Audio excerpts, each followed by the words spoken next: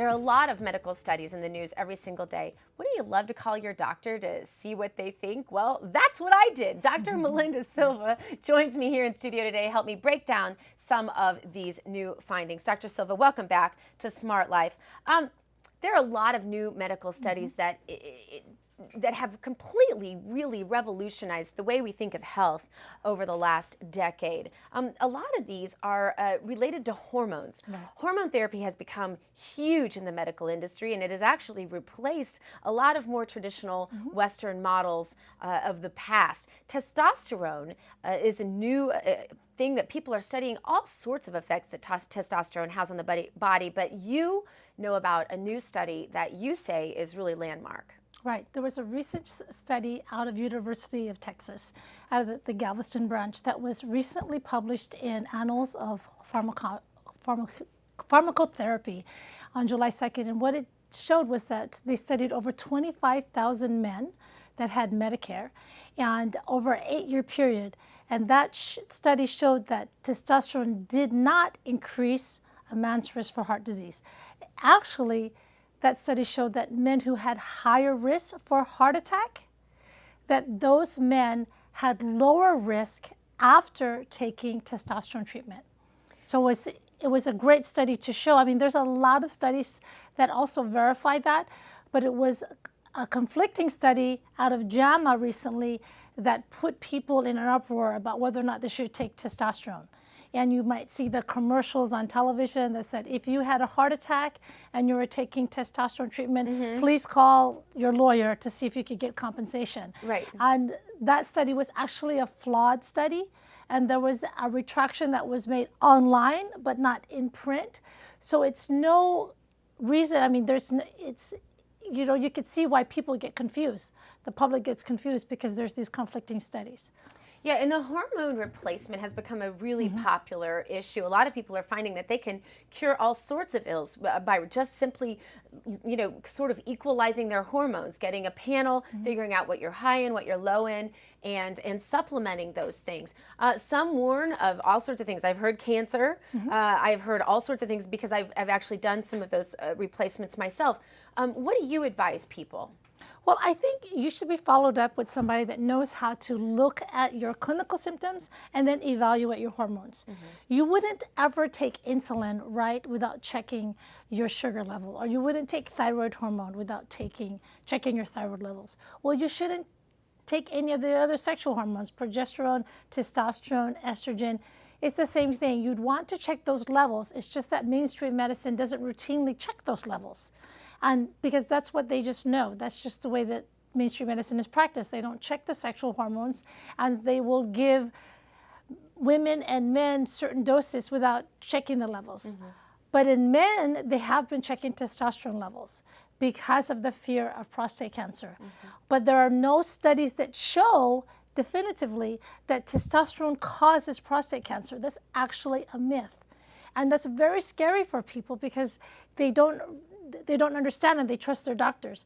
But the reason why the patients are confused is because sometimes the doctors are confused. Because if you don't take the time to really look at the studies and really investigate which studies are good or not, then you will just see the headlines. Right. And the headlines show, testosterone causes prostate cancer, and it's not even And a lot of times the headlines are funded by those who are making money off of the argument being swayed one way or another. That's why it's important to have such a good doctor who's personally interested in the research and what's good for their patients. One that I've seen interesting that I thought was just fascinating was this idea that if you use sunscreen, even if you don't go into the sun, something about using sunscreen every day has an impact on aging. Right. Talk about that. Because the sun causes premature aging on your skin, because the UV radiation can actually break down collagen and elastin. The collagen in our skin helps our skin to repair itself. So if you get a cut, it actually will help repair your skin. But the UV rays will kind of disrupt those collagen fibers, so you don't heal as well. And so you might bruise easier, you might get vessels, those red veins and vessels that you see. That's from premature aging from sun exposure. Also, elastin fibers can be affected with prolonged sun exposure. And what that means is that then your skin will sag and you're more likely to get, see the wrinkles if your skin doesn't have that firmness or that elasticity. So the sunscreen can actually block the breakdown of the collagen and elastin if it's used correctly and reapplied. So put it on every day, even if you're not planning to be in the sun, and even if it's not summertime. I know I Right, put it on every single day. Yeah, on a cloudy day, you can also get the even through your car windows, the whole thing. All right, low vitamin D linked to premature death. Tell us about that. Well, there was a great study that came out of UCSD, which they looked at over 32 countries and over 500,000 people. And in this study, it showed that when the patients had a vitamin D level close to about 30, which is considered suboptimal, they had twice the chance of dying a premature death, which I think is a remarkable study because it's very easy to take vitamin D. It's very inexpensive. I love vitamin D. Vitamin D is actually a hormone. It's not a vitamin. It's actually misnamed. Wow. And most people know vitamin D as helping calcium absorption. So what that means is that if you have osteoporosis and your vitamin D levels are low, no matter how much medicine, prescription drugs that you take to help osteoporosis, it won't help you if your vitamin D level is not adequate.